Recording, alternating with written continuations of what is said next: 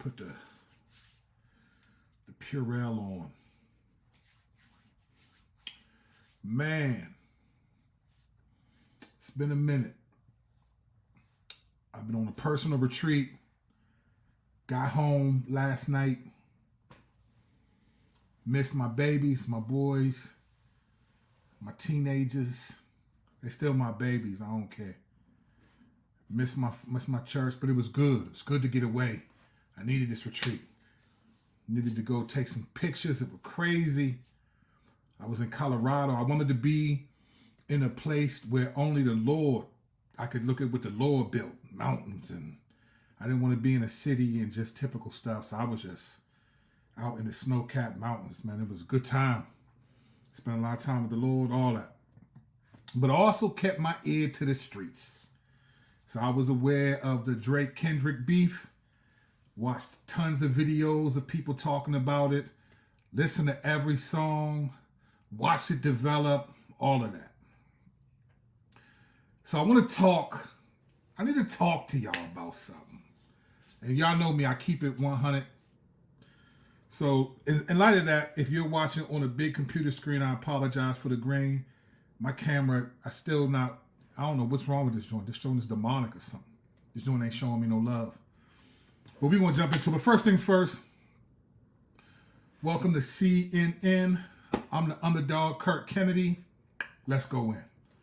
On this channel, we take no part in the unfruitful works of darkness, but instead expose them. That's definitely what's going to happen today. If you are of the Christian tradition such as I am, if you are a fear of the Lord and a follower of the way, a believer in Jesus, a Christian, whatever, then, we know that tomorrow's not promised. When I left last week, I told my boys, I hugged them, I kissed them. I don't presume that I'm coming back, even though I don't expect to not come back. I don't presume. The Lord could be like, that's the last time. At some point, it's going to be the last time you see your loved ones. I just don't know. So tomorrow's not promised, but the day of the Lord is. The day of the Lord is promised. So if we're of the Christian tradition, such as I am, we want to remember the future right there, right there, right there. All right, and we're on the road to 5K, man. It's been growing. The channel's been growing slow but steady, but I appreciate y'all. Like and subscribe, all that good stuff. Share it. We're going to, all that, man. Help me get to 5K. Not like I'm going to be satisfied. Once we get to 5K, then we on the road to, I just want to get there. I don't know, for some reason, I like 5K. But I appreciate y'all riding with me. Thank you for the super chats and all that that's going on. All right. Let's jump into what's happened. All right. This is, what we're going to talk about is essentially a classic. I'm talking about a classic example of when keeping it free will goes wrong. A classic example of when keeping it free will goes wrong. Let me explain what I mean. For those of you who aren't into the cultural dynamics and stuff of rap music, please understand that I come from that culture. I still make music within that culture. You know what I'm saying? Like, don't play around. Don't act like this ain't the hot. Don't act like this wasn't up there. If you ain't heard this album yet, get your beehive over to the DSPs and go download the project, listen to it, tell me what you think. You know what I'm saying? Your boy was giving it to him, right? But I am of the culture where rap music comes out of that culture. And so if you're not aware of it, you can watch if you want to. If you don't, that's fine. I get it. All right. So here's when keeping it free will goes wrong. All right. So yesterday, there were reports early in the morning around 2 a.m. that Drake's house was shot. He has a super mansion in Toronto, and apparently some bullets rang out and they shot and seriously wounded one of his security guards who was out front. Apparently, Drake was nowhere to be found. At the residence, he wasn't there, but the security guard was shot and so forth. All right. Now, this is at the tail end of probably, depending on who you are and how old you are, like hip hop is, around 50 years old, right?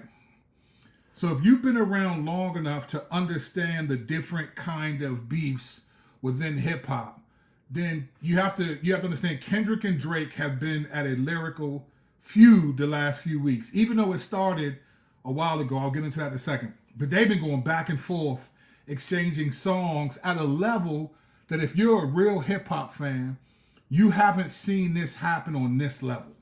Like you might get a song, you might get a Jay-Z takeover, Nas Ether, and then months later, and then Jay-Z come back with Super Ugly that was basically whack, right?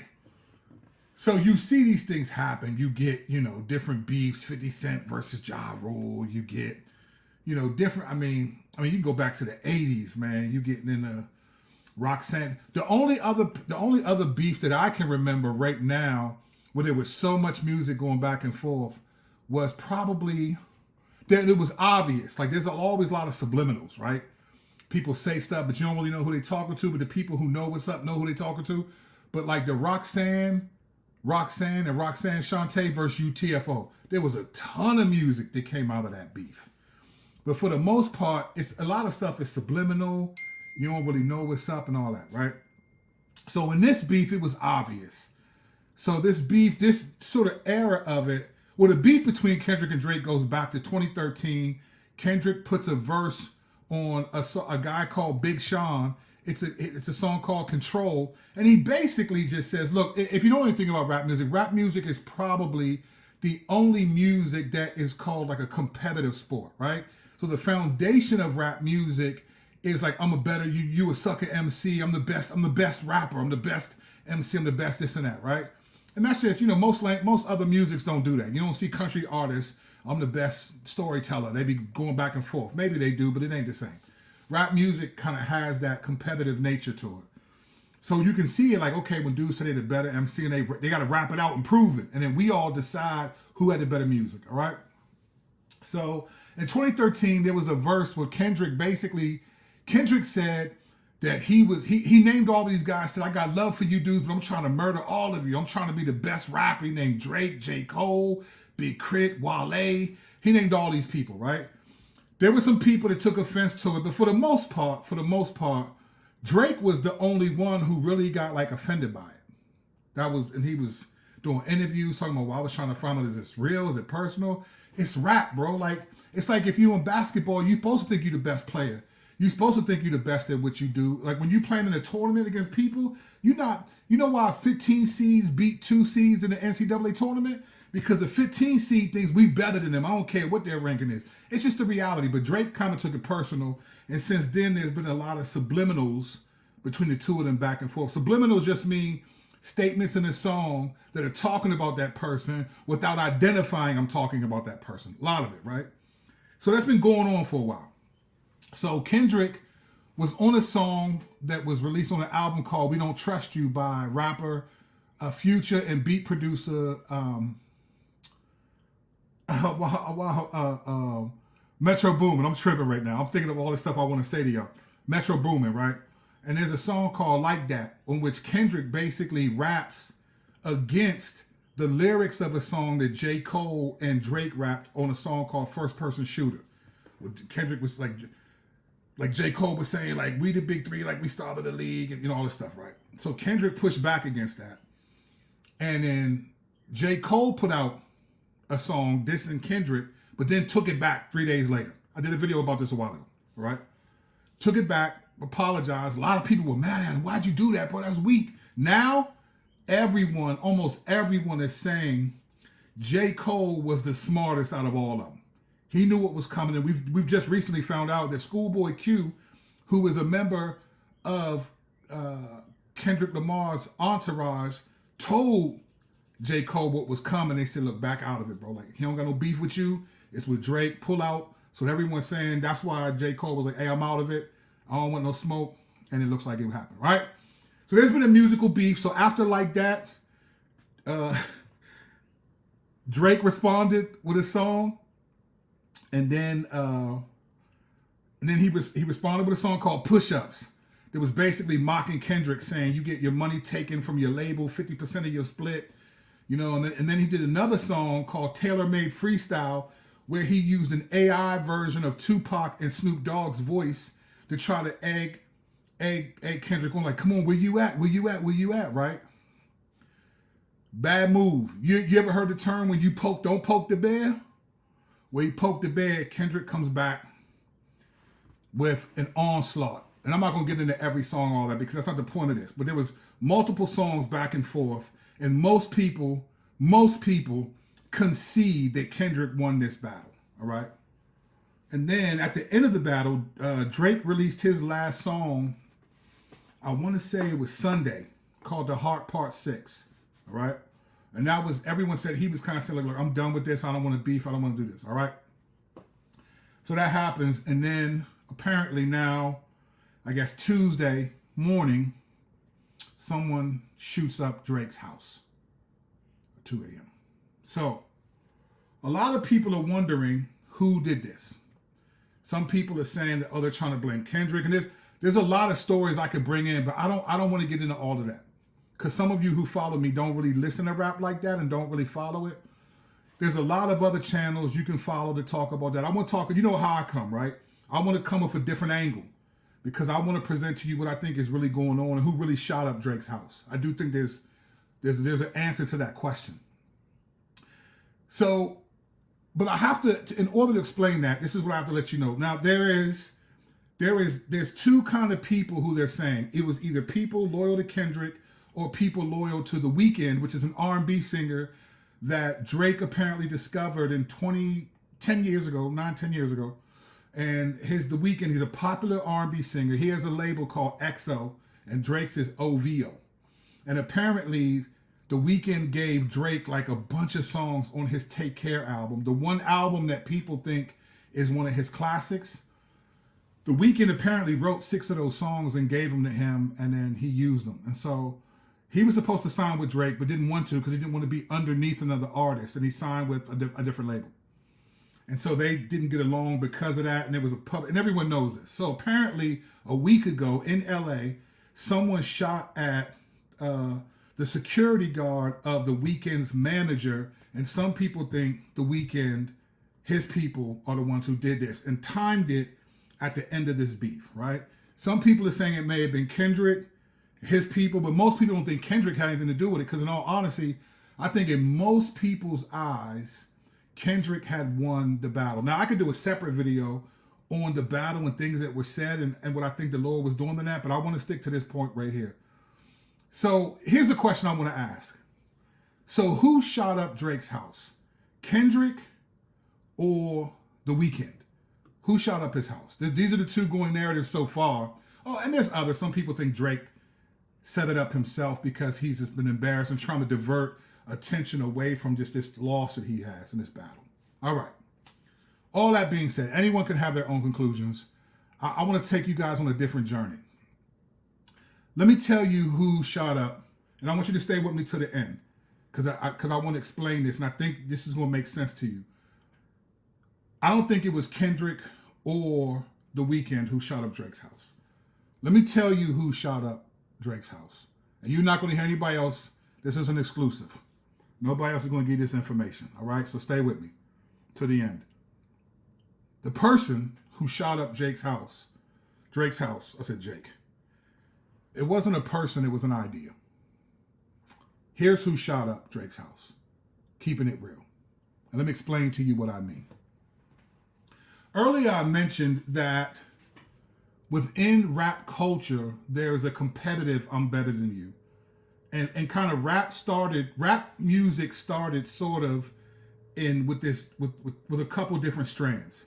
One of them was, let's party and have fun. So you get the Sugar Hill Gang. I say hip, hop, a hibbit, hip, hip, pop, you don't stop the rocker to the bang, bang, boogie, the up, jump, the boogie to the rhythm of the boogie to beat. And now what you hear is not a test because I'm rocking to the beat. You get that fun stuff, right? But then you get another strand. It's like we dealing with real life coming out of the black struggle of the exploitation of the 70s and the civil rights era black struggle. So you get that Grandmaster Flash of broken glass everywhere. People pissing on the corners. No, they just don't care. You know, he's describing the streets. My son said, Daddy, I don't want to go to school because the teacher's a jerk. She must think I'm a fool. And all the kids smoke reefer. I think it'd be cheaper if I just got a job, learn to be a street sweeper. They bill collectors, they ring my phone, scare my wife when I'm not home, right? So he's describing Grandmaster Flash in the Furious 5. This is 1980. Describing the street life, like life in the street, the struggle for black people. You had that, and then you had another strand that was like Curtis Blow, right? There was just like, I'm the best MC, you know, if I ruled the world, if I ruled the world, it was king of the throne. I make peace and everything through the heart, you know. So there was like 3 strands of rap music: the streets, kind of like the struggle, the party vibe, and then sort of I'm the best MC. And you had different rap went in these 3 different ways. At some point, rap started to change, and then around the mid 80s, when Ice-T in 86 dropped Colors. That was the first real popular gangster rap song. And then all of a sudden you have this side. Rap music started to define what's the identity of rap culture? What is it? What does it mean to be black in this culture? Even though Latinos played a heavy foundation in the beginning of rap music, a lot of it was considered the black cultural movement. So first it was these 3 strands: the party, the I'm the better rapper, and the streets, like what's going on, right? So then Ice-T comes out with Colors. There's a movie called Colors that comes out, and he has the leading song on that soundtrack, Colors. Colors. I am a nightmare walking, psychopath talking, king of my jungle, I'm a gang. You know, he's just doing that, right? Shortly, right after that comes NWA. Negroes with Activator.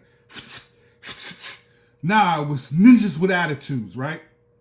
And not ninjas, but the N-word. I'll say it, but I just don't want to get hit with the YouTube. Like, I'm sorry, but we can't allow you to. So they come out and they're just gangsters, street life, drug dealing, a gang life, right? Well, around the same time in the East Coast, you had this black consciousness movement with like Public Enemy in them, you know, fight the power. We gotta fight the powers that be. You had X-Clan and Poor Righteous Teachers and KRS-One, who was more like a I'm a better than you rapper, started to get into the conscious rapping. So now you have this division within the black community, within hip hop, where one side is like, we gangsters. There was still like, I'm the better MC, who's the best MC. That was still there, but it wasn't it was there, but it wasn't, it was we either gangsters or we going to HBCUs, we wearing Nefertiti chains and all that, right? And that was kind of how it split. And then it got back to lyricism with like Big Daddy Kane and Rakim. And they just started coming with lyricism, paid in full, ain't no half-stepping. I mean, these are all just, I'm taking y'all on a journey right now, right?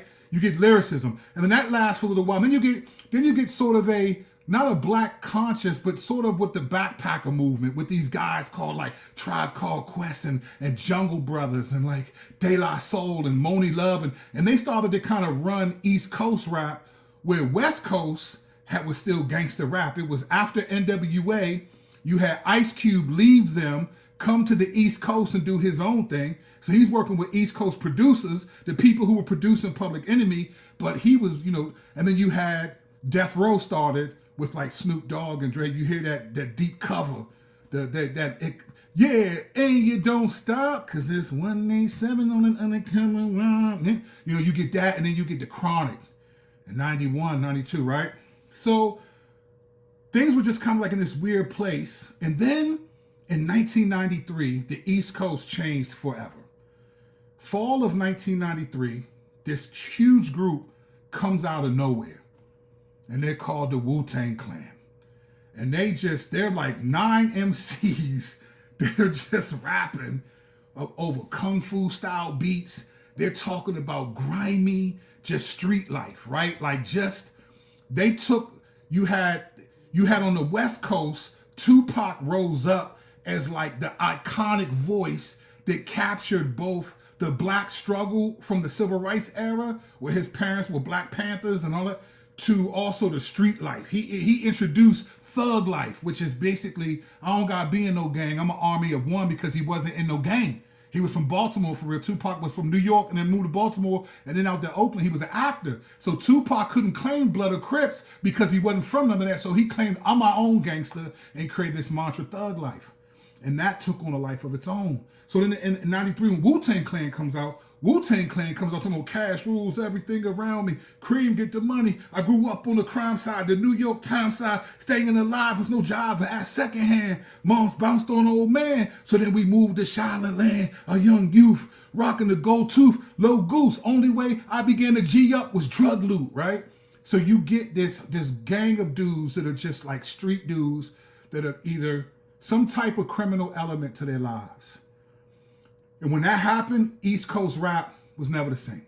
You could not come out talking about who's the better rapper, because there was always been a struggle for what does it mean to be black in the rap community. That was always a struggle. What does it mean to be black in the rap community? So you got, at one point, man, we going to HBCUs, we supporting them, we got the Nefertiti's, we doing all of that. You know, some people, we 5%ers, we this and that.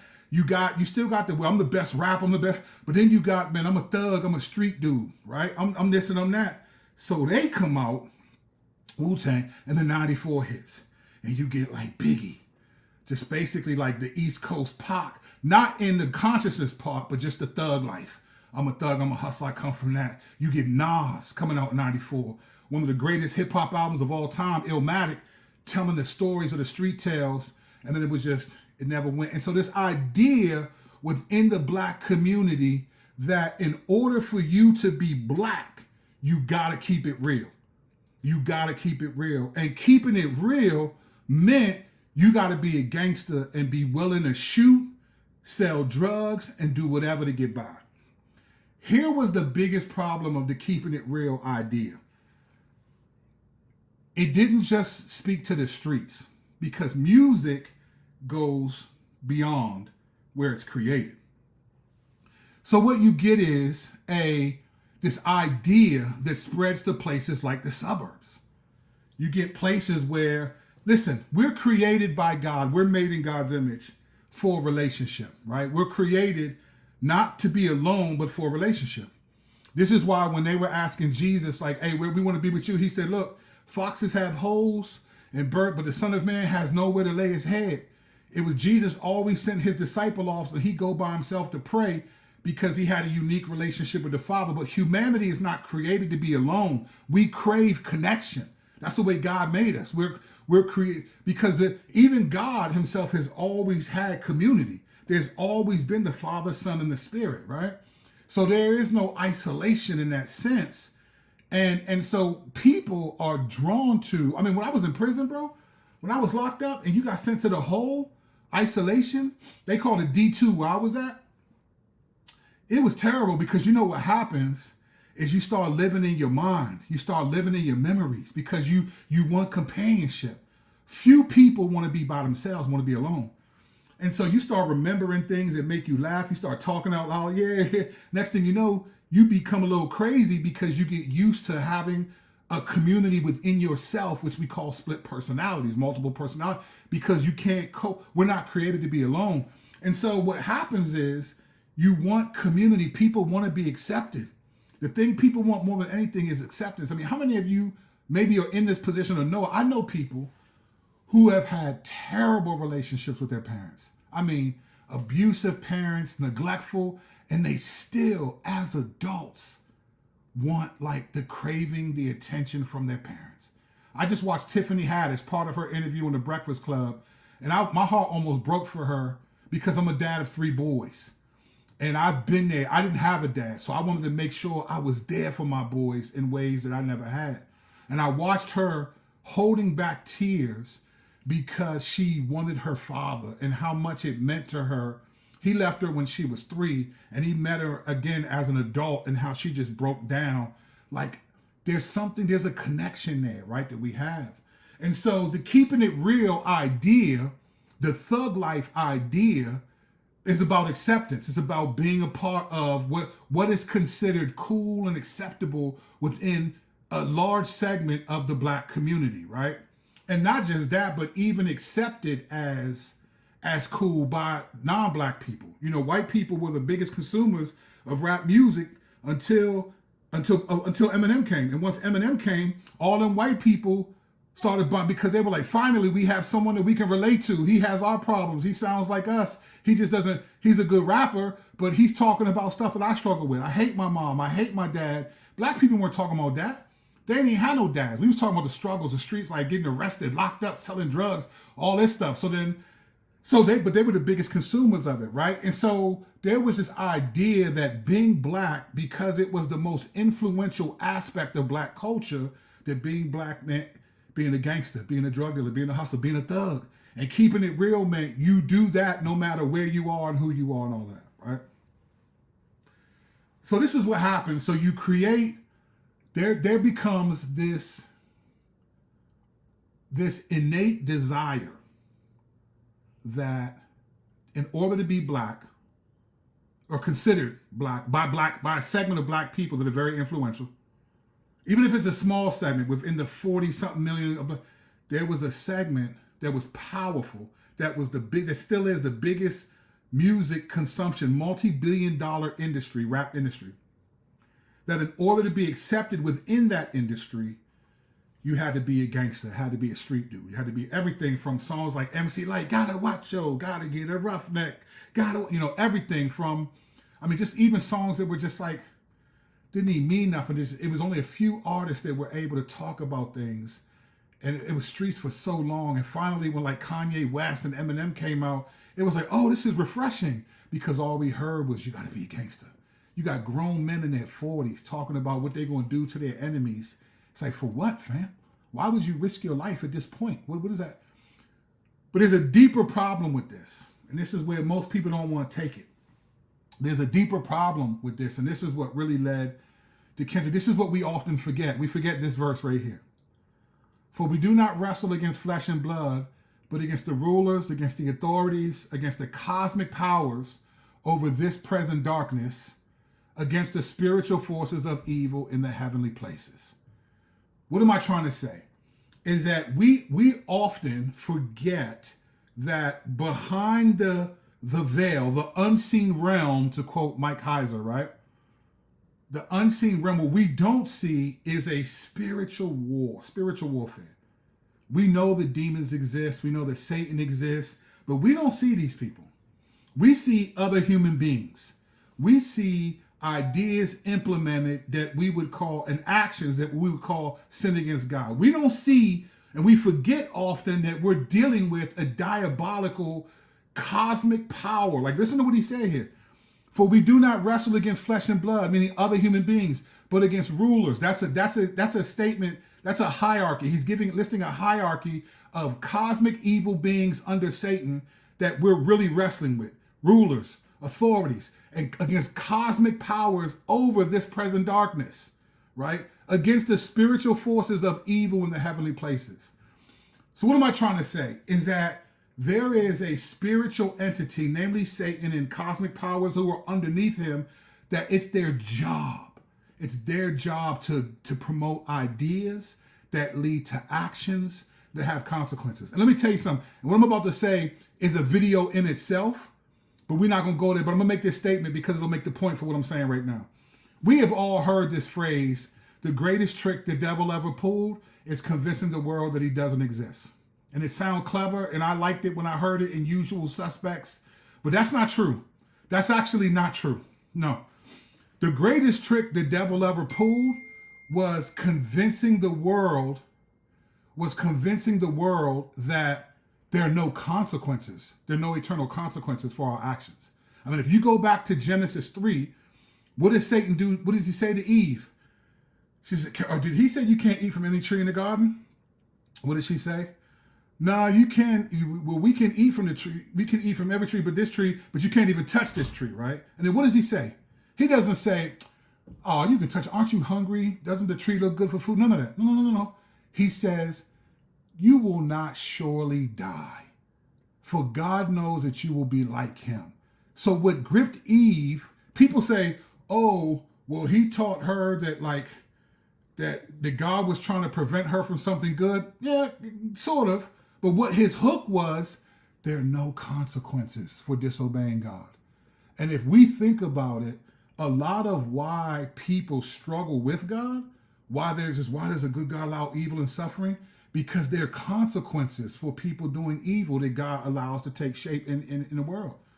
The greatest trick the devil ever pulled, like, let me ask you this question, and I'm gonna get off this because this isn't a video for this. This is a whole different topic. Let me just ask you this. In Matthew 7, right, most people would say Matthew 7, 21 to 24 is the scariest passage in the Bible, right? Not everyone who says to me, Lord, Lord, will enter the kingdom of heaven, but only he who does the will of my Father who is in heaven. For many will say to me on that day, Lord, didn't we cast out demons in your name and do many mighty miracles in your name? And do this? And he say, depart from me, I never knew you, you workers of iniquity, or workers of lawlessness, depending on your translation. We all know that story, but let me ask you a question. Have you ever asked this question? Why would people who are doing works in Jesus' name, who are casting out demons in Jesus' name, who know that the functioning name of Jesus has authority and power, why would those people be workers of lawlessness, be living a sinful life?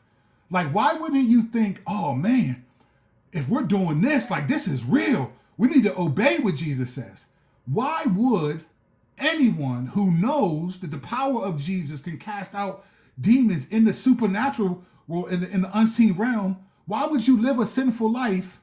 I would say because we think there's no consequences for it. We think grace is so amazing that there's no consequences when we sin. And even as Christians, I know many Christians who have just played the game and have not. Look, the Bible says he who perseveres to the end. Go read Revelation chapters 2 and 3. God told 5 of those 7 churches, yeah, I see you got some works, but you need to do more. That's the God we got to stand in front of, but that's a different video, all right? That's a different video. The reality is there are supernatural forces at work that have authority over human beings, presumably those who are not believers, and they are allowed to implant ideas, and people take those ideas and run. And let me say this in the most emphatic terms I can say. When you look at the Black community, now this doesn't describe all 45 million of us in America, no. But when you look at a segment, a very influential, lucrative segment of the Black community, those in entertainment or whatever, there is a demonic stronghold that tells us that being violent and angry is the cool thing to do. And we've in the Black community, we've forgotten verses like this. Make no friendship with a man given to anger, nor go with a wrathful man, lest you learn his ways and entangle yourself in a snare. This is a reality right here. Let me repeat this. Listen to this. Make no friendship with a man given to anger, nor go with a wrathful man, lest you learn his ways and entangle yourself in a snare. You see, the enemy, Satan, has convinced an influential, lucrative segment within the Black community that violence and anger and wrath are good things. And we see this in America. Let me tell you what America's greatest export is. Why do we buy stuff and it all says made in China, made in Taiwan, made in wherever, made in India? You know why? Because we don't make as many things as we do. We make a couple things here and there. The greatest export that we have is entertainment. We are entertainment. We entertain people. We love to entertain. That's our greatest right now. Besides the leader of the free world, we're entertainment. I'm not talking about governmental. There's all types of other things. We got submarines everywhere. I'm not talking about that. Entertainment is our greatest export. Is what we offer the world the most. The most easily accessible thing about American is to entertain. And we've made anger and violence.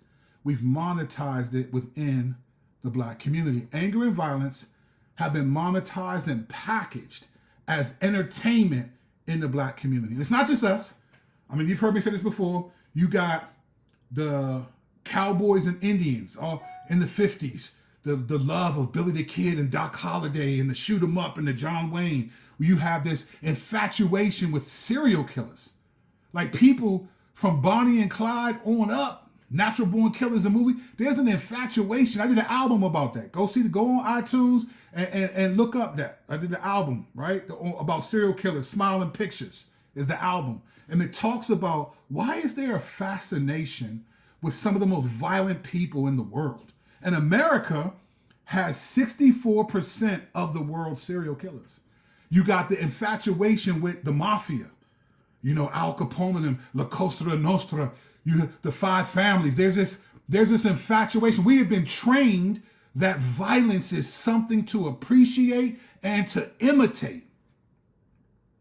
And it's detrimental. I'm not saying we're the only community, but man, does Satan have his hold on the community. Let me prove this to you, because I think y'all just think I'll be saying stuff. Let's go back to Lil Wayne and Drake. Let's go back to this. I want you to listen to this clip. Listen to what Lil Wayne says in this brief little clip. And I could show you that Drake proves that Lil Wayne said this to him. But listen to what Lil Wayne said about Drake, what he told Drake to do and not to do. And then you ask me, based upon you, what you know of Drake, you tell me if this happened, all right? Let's go to the tape, all right? Here we go. Listen to this. Canadian is now my new favorite thing. Exactly. I was the one to tell him, don't change anything. Don't think because you're coming over here by me that you got to start rapping about the things I rap about. Don't do none of that. Please rap about your little TV show, whatever you want to rap about. Rap about girls. Do that. That's what you're good at. I was like, don't come, because, you know, of course, it's only natural for you to come over and just think, you know, if I'm with Wayne, then I'm gonna rock like Wayne, you know. And so I rap about what I rap about, and you know, so that was one of the main things I had to tell him from the jump. Like, hey, don't change anything. Don't start singing about killing nobody. Don't start singing about the streets. Yeah, talk about what you know. Yeah. Yeah, like, keep it Canadian, man. Keep it. Keep it Canadian is now my new favorite thing to say. Listen to the words that people say in their lyrics and tell me if that's some real, if that's real to you. You know what I mean? Listen to what they saying. Don't just bob your head to the beat. Peep the game and listen to what I'm saying and hold us accountable for it.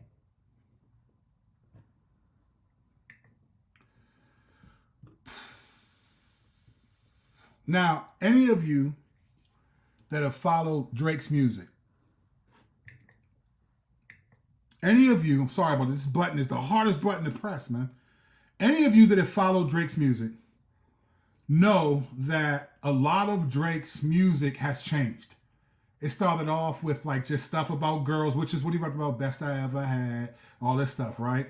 And then eventually it got to mob ties and all this stuff, and Drake's image changed. And now he had everything that Lil Wayne told Drake not to become and do and rap about is what happens. Yeah, he still talks about girls and stuff like that, but he makes it clear now, I got goons with me. Like, I'm mobbed up. I got mob ties. I'm ready for whatever.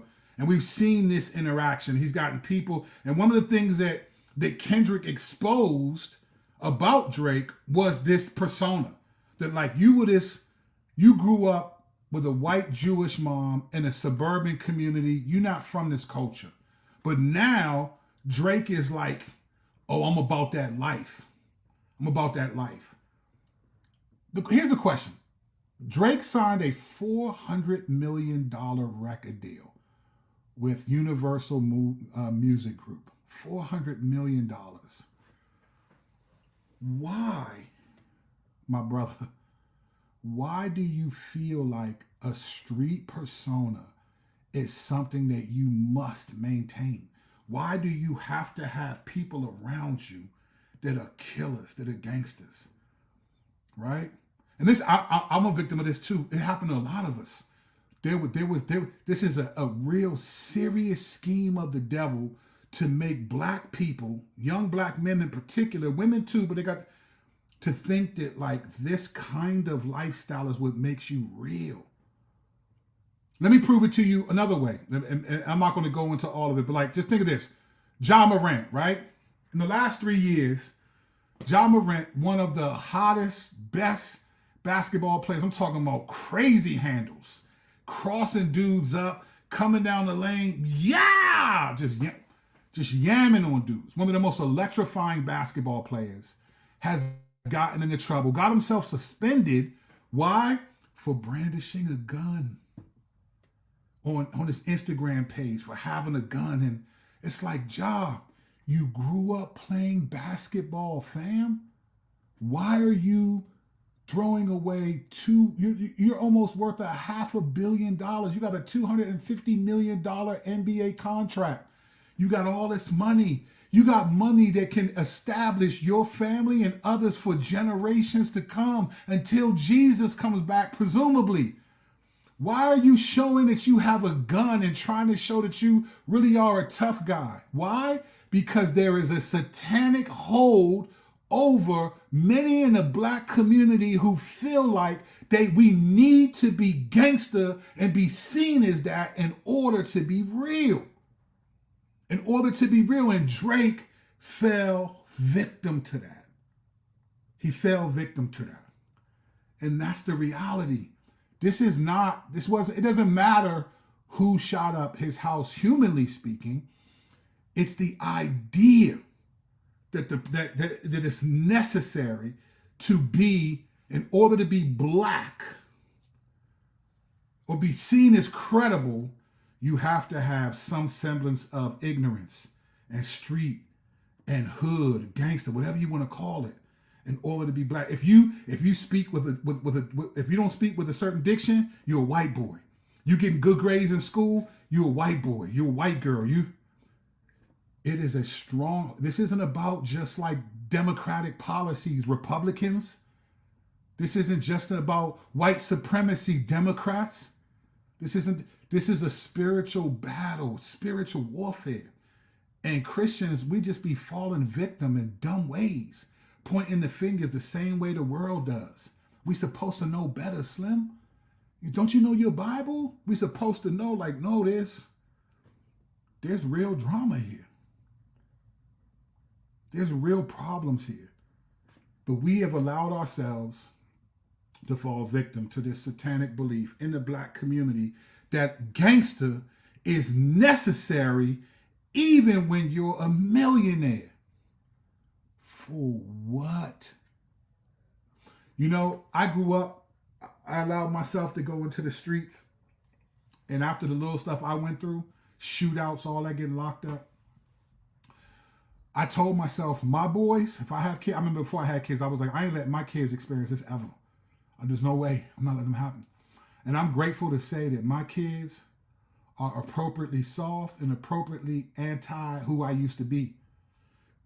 I've driven my kids, when they hear stories about who I used to be, or I got some pictures, right? A buddy of mine that we grew up with, that's still my man, he gave me some pictures.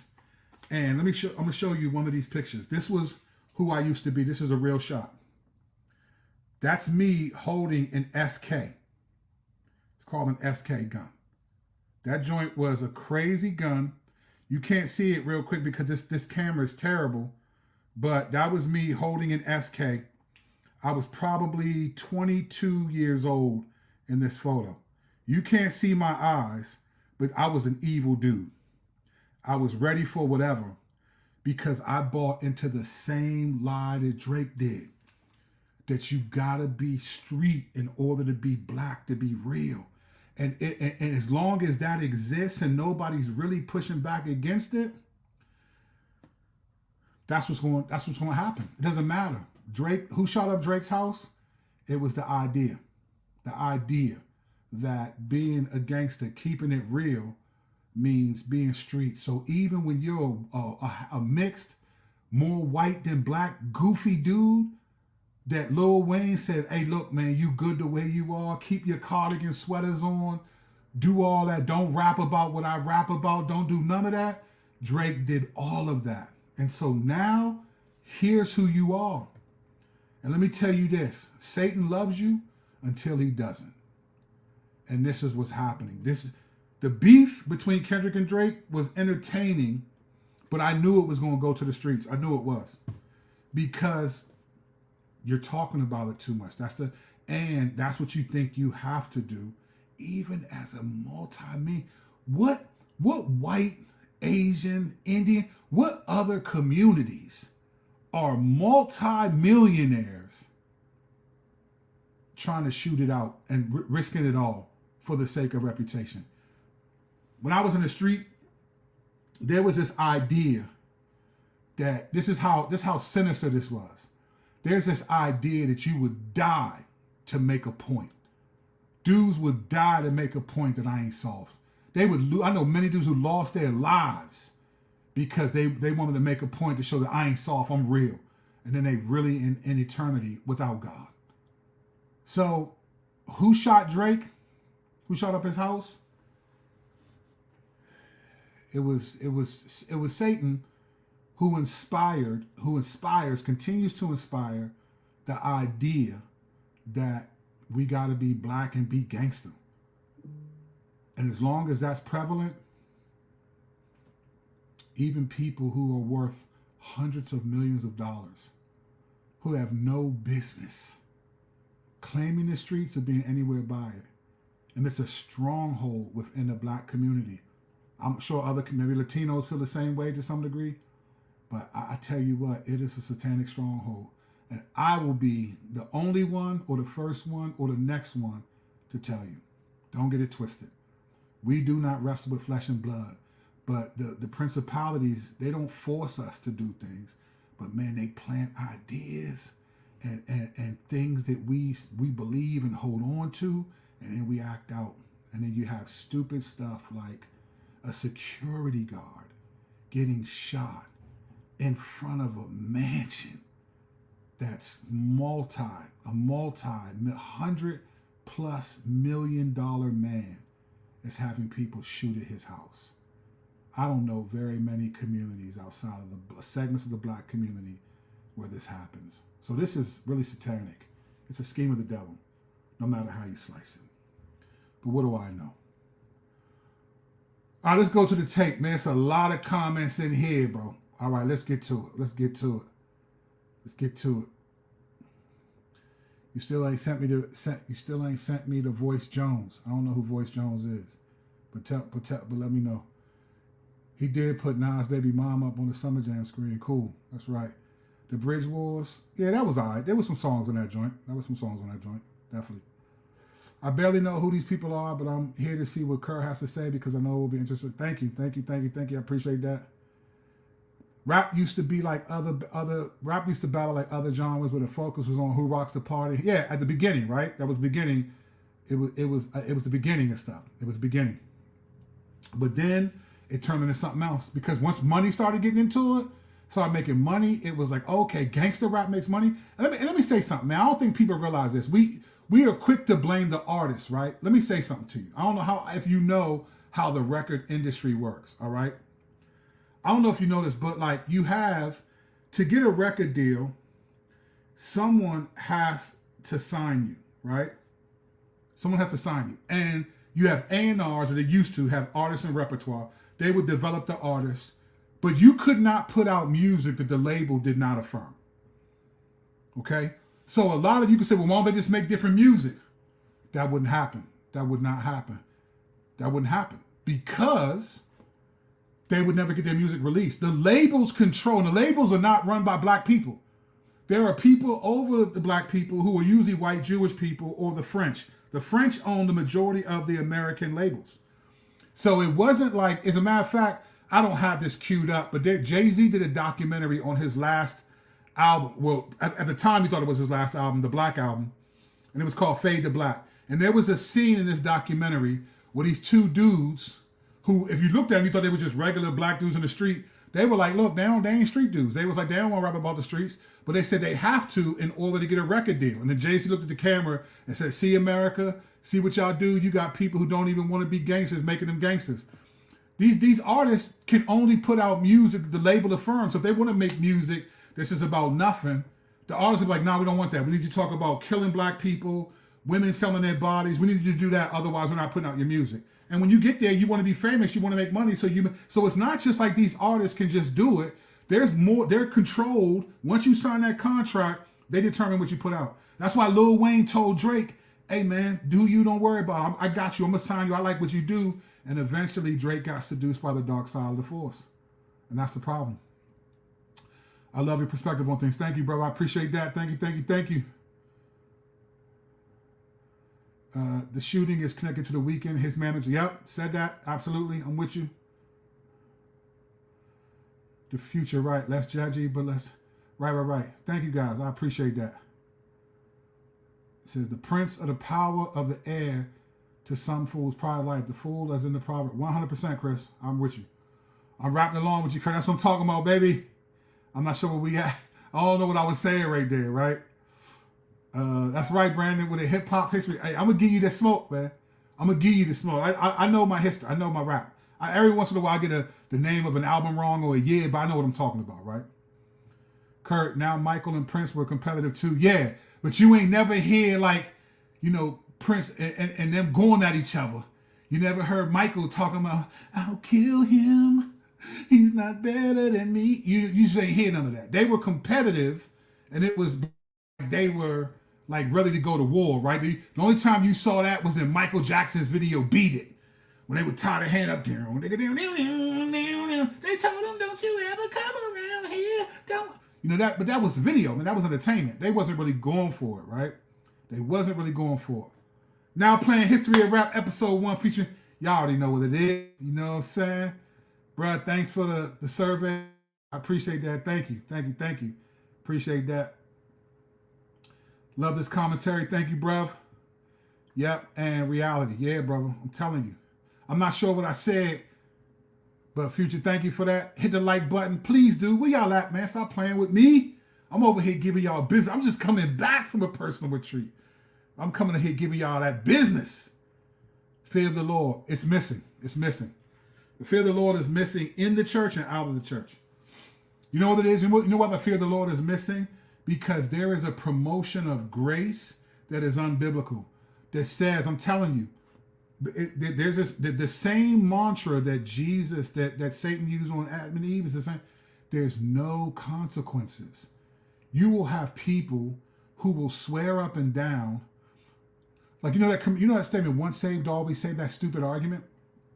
You know why people bring that up? You know what the basis of that argument is, right? You could say it comes from perseverance of the saints in Reformed theology or Catholicism, right? I've been confirmed as a Catholic. Wherever you think it comes from, the origin of the state, underneath that statement, once saved, always saved, is essentially, is grace so amazing that once you make a profession of faith and you live however, are you still saved? And people do not read I did a video on the Jesus of the scriptures versus Jesus of the pictures. You go back and find that one. The Jesus of the scriptures is not playing around. That Jesus is not up here saying, hey, once you make a profession of faith, go ahead and do you, man. I just want to sit back and just watch. I'm just a hopeless romantic who just loves you. No, the Jesus of the scriptures is a holy warrior that's like, hey, if you don't do what you're supposed to do, I don't care if you made a profession of faith, you ain't gonna make it. There's this dynamic that, yes, we are once saved and we call on the name of the Lord, but that's going to bear real fruit. So you're not going to want to play with sin. You're not going to want to just excuse different things. You don't. That's why you have this language like, whoever continues sinning is not born of God in 1 John 3. You have Hebrews 10:26. For if we sin deliberately, you have Psalm 19:13. Keep back your servant also from presumptuous sins, right? From presumptuous sins. Keep back. Let them not have dominion over me. I mean, that's Psalm 19:13, right? So I can be innocent of great transgression. That once saved, always saved question is basically like, how much sin can I do and still be forgiven and go to heaven? That's a dangerous perspective. The real thing is, how do I just continue to obey God? And even though I stumble, how do I continue to obey God? And I figure out what sins I can get, how much sin can I do? Because no one has died and said, hey, as long as you don't masturbate more than this many times, or as long as you don't watch this, if you watch over 200 hours of pornography, you won't be forgiven. Or if you lie, or if you steal, none of us know what the limit is. And we keep talking like we do. Grace is not that amazing that we can just do whatever and go to heaven. Because God will say, like he told him in Matthew 7, I don't know you. I don't know you. So that's why I hate that one statement. It's just a stupid thing. All right. The corn industry is where I once heard America's greatest. Yeah. Well, sex has been around way before that. So I don't think it's that. I mean, we can go back in the day to see that was the greatest act in America. But I digress. There was a shift over time, 100%. Real rap. Most of these cats, including Kendrick himself, are not about that life. They're actors, not what they spit about on the mic. Now, I'll give Kendrick his credit. Kendrick doesn't rap about that type of stuff. He doesn't say, my music is meant for that, right? So I just think, I think we're dealing with something that's there, sure, but it's not his main mantra. What he's done is expose that it's not really who Drake is. Back to you again, Rich. Yeah, J. Cole's decision was the right decision. Everyone who climbed, I did a video on that, and I said, as a Christian, I respect it. We should be, because he humbled himself. I want to see that. So I just think that's the reality, man. I think no matter what videos you watch, nobody's going to give it to you spiritually. Look at my cat. This dude is just crazy, gangster with it. Little dude, what you doing, man? I'm doing a live video, fam. What you doing, bro? What you doing right now? I'm doing a video. Why you purring right now, fam? Look at this dude, man. Look at you. You on TV right now, live. What you getting ready to do right now? Huh? You just gonna interrupt me like it's nothing. Oh, this dude. You know, see, my cat is black. We keep it gangster though. Keeping it real. So yeah, I think respect for him. Thank you, fam. You are spitting, bro. Appreciate you. Stating all facts. Thank you. You the voice. Future. Thank you. Thank you. I appreciate the super chats. Y'all keep it moving. I appreciate that, man. That's nothing. It's nothing to throw out $9, $10. Y'all spend that much on fast food. So thank you, Future. I appreciate you. Respect you. And she one of the day ones, man. I bang with Future. She's ride or die. This perspective needs to be talked about more, 100%, bro. But in a helpful way, though. Some people take this perspective and they run with it, right? I'm not saying you doing that, Mark. I think you... But there are people who take this perspective and run with it to shame the black community. No. Paul said we do not wrestle against flesh and blood. You know, and I'm going to be honest. If you take 2 Timothy 2:26, I want to put this up.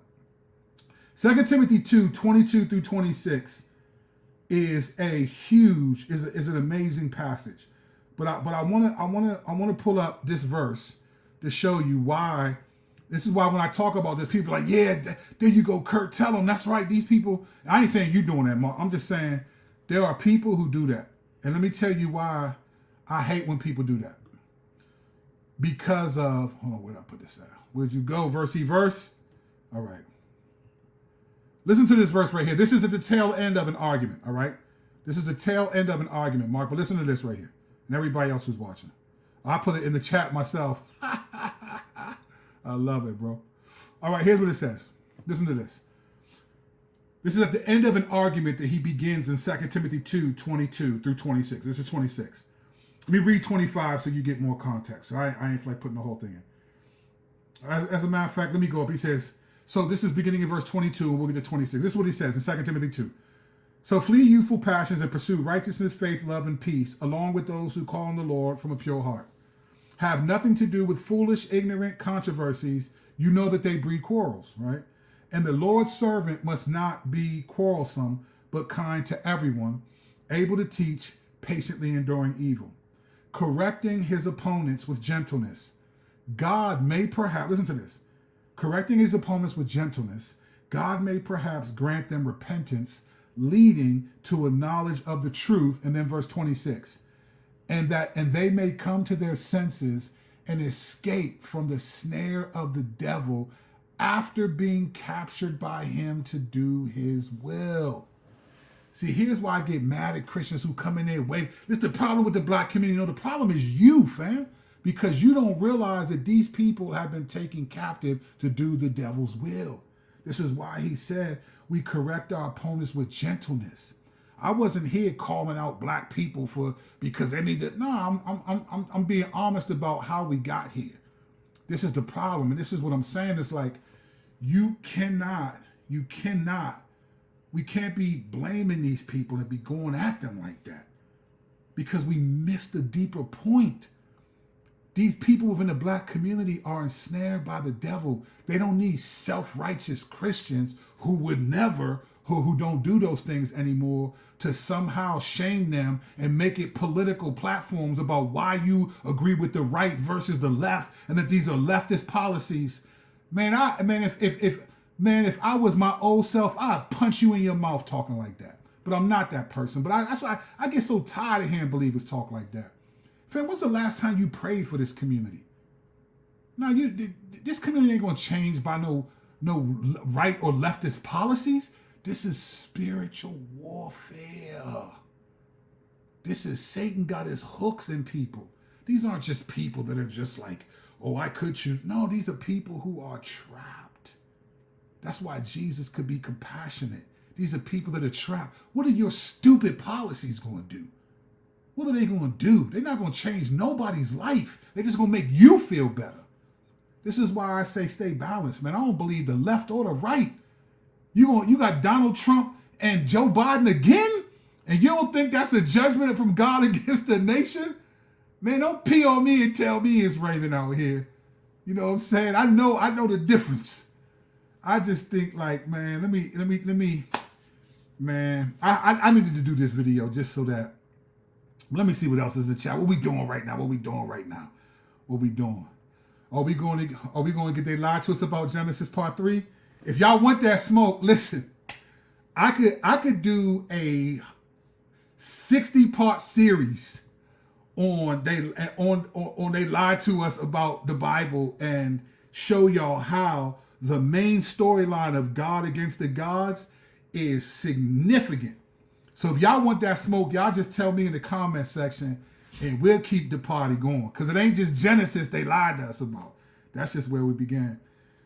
Yeah, there is, man. And you know what's funny, Mark? There's a lot of pride in hip hop culture. You know why? You know what this is? You know what I was telling my friend this earlier today. I told my man I was gonna make this video and what it was gonna be about. And I said, you know what? Like keeping it real, you know what that is? That's satanic reparations. It's almost like this is what I get to do and be because of what we've been through. It's a satanic perspective. It's a satanic perspective that's like, I get to be street and gangster because we were enslaved in all of this. It's like its own reparations. And I think, honestly, I would say because it was documented that white people were the biggest consumers of rap music in the majority of the 90s, 80s and 90s, and maybe even still now. I would say now, too. Black people, listen, man. Black people, we be dubbing stuff.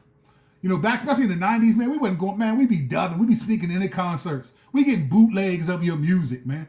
We selling your likeness on t-shirts in the hood. Man, we ain't trying to be paying no top dollar. It was white people that was disconnected from the culture. Every time I was in the hood, Bama's had CDs out, low quality for $5. I was like, man, I'll just wait to buy the joint when it comes out, man. They're the biggest. Rap music became reparations for the black community, but it was still run by white people who were controlling black artists and saying what you couldn't say. And that's why a lot of guys have to rap about the streets or rap about stuff that, unless they, you can be independent, but that's a whole other conversation. All right. Your cat is God, my cat is gangster, baby. Man. V.O. Thank you. Wow. Man, appreciate you out the gate. V.O. Man, wow. Thank you. You are the real MVP. People don't realize this, man. I joke around and stuff a lot, but these super chats, things like this, these are helpful, man. Because this is time away from other, like I don't do this for a living. Some dudes do YouTube for a living. My homie, the homie Ruslan, this is what he does for a living, man. This is what he does. He makes his money. I don't do that. When I jump on this, I don't even know how long I'm going to talk. I'm going to be honest with y'all. I put a couple of ideas to it, but I just go. I don't be all scripted and perfect the way these dudes do. They don't even, I just press record live and I'm gone. And so that's just what I'm doing. So I am blessed that more than you know by stuff like this. VO, I respect, thank you so much. I hope I get to meet you one day and hang out with you. I appreciate you. Thank you, sir. My man, Rich. Rich is probably one of the most encouraging people. So this is even another level. Richard hit me all the time and just thank me, man. I appreciate you, bro. I appreciate you, man. Future, always one. Fire. Welcome back, Pastor Kurt. Yes, VO. I'm still stuck in Genesis 1. Woo! Then, woo. If you at Genesis 1, wait till we get to Genesis 2 and we talk about. Okay, let me just say this. Why do you think God tells Satan in Genesis 3 that he's going to put enmity, hatred, he said, between you and the woman, between your offspring and her offspring? Why do you think the Lord says that? Why does God say that? I'm going to put hatred between you and the woman, not you and Adam. Go back and look at Genesis 3:14. Why does he say between you and the woman, there's going to be hatred between your offspring and her offspring? Why does Satan going to hate women? Why? Man, we can get into it, but I don't know if y'all really want that type of smoke. Ooh, I'm telling you, we get into it. We get into it. Thank you, bro. Thank you. Appreciate it. That would be a good series. Bring the smoke. I'm telling you, if y'all want it, I got it. Appreciate you, man. Spin fast. I love to run through this and just do that. Thank you. DJ H, salute. See you, homie. Hey, shout out to VO. Man, VO, I'm telling you, right there. Kurt, you were killing the game. Ruslan sent me here. Now I'm more than here, LOL. Boom, I appreciate that. Shouts to Ruslan too, man. That dude, Ruslan, is in terms of like YouTube, like Ruslan's the big homie. In terms of real life, he's little bro. I respect him, but he's little bro to me. But in terms of YouTube, he's the big homie. And I appreciate that. I appreciate he doesn't have to shout me out at all. And he's probably done more to build my channel up than I have. I took a while, but I wasn't even taking this joint serious for the longest time. I tried to do 100 days, 100 posts. I got to like day 47. And I was just like, man, I got stuff to do. But now it's just, I don't know, stuff just seems to click. But I appreciate Ruslan a lot, man. He's a good dude. I appreciate Ruslan, man, because he looks out for the little people on YouTube. Little on YouTube. But you know how it is. All right. I got to get out of here, man. My birthday was last Saturday, and I was gone in Colorado just having a personal retreat. But tonight, my boys are taking me out. I'm paying for it because they're only 16, 15, and 12. But it's still my choice where we go. So I'm going to go hang out with my sons and just celebrate that. But I appreciate that and all that. Let me see. Lastly, respect. Yeah, I bang with Ruslan. Bang with him. Ruslan is little bro. I wish he would avoid topics like this. I don't know what you mean, bro. I don't know what you mean, but have a great day, everyone. Thank you again. Thank you, Future. Appreciate you always. Future been riding for a minute, so I appreciate you. VO, shoot, you definitely said happy birthday with that $100 super chat. So thank you. I received that. Rich brother, another one who's always encouraging. Thank you. Don't forget to like and subscribe to the channel. My longest video, the most amount of people watching. Let's get some likes up. We got 100 people watching. Let's get the likes up. Let's get the subscribers up. We on the road to 5K. I'm gonna keep it coming. But we might have to get back to that Genesis series because it ain't just Genesis, it's the Bible. But we got things to talk about. All right, I love y'all. Grateful for y'all. Thank you. All right, I'll see you on the next video. Grace and peace.